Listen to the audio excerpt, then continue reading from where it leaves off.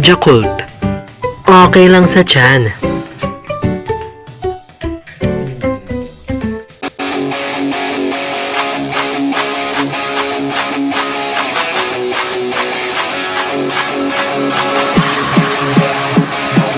Good day guys and welcome back to my channel. So yan guys, may experiment time na naman tayong gagawin sa araw na to.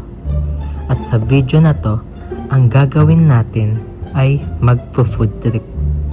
Kasi aalamin natin kung pwede bang kumain ng Tokyo sa Bulacan.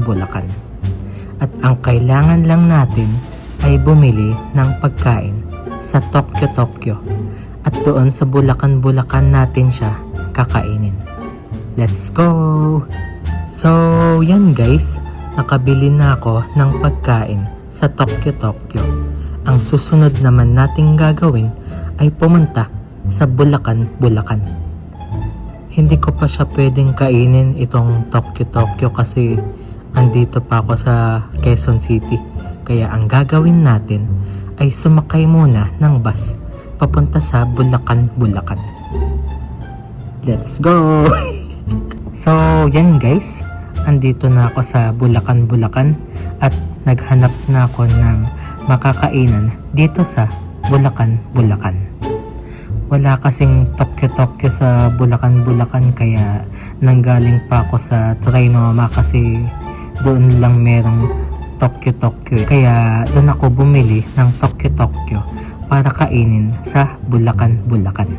So yan guys, susubukan ko ng kumain ng Tokyo dito sa Bulacan.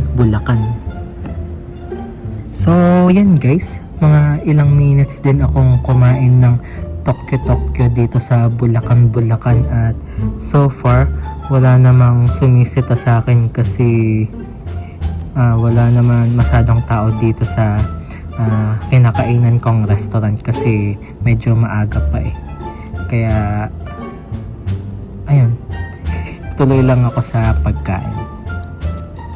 So yan guys, natapos na akong kumain ng Tokyo dito sa Bulacan at na-realize ko na pwede naman palang kumain ng Tokyo dito sa Bulacan.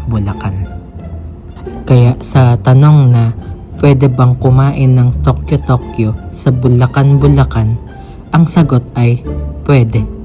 Pwedeng kumain ng Tokyo sa Bulacan.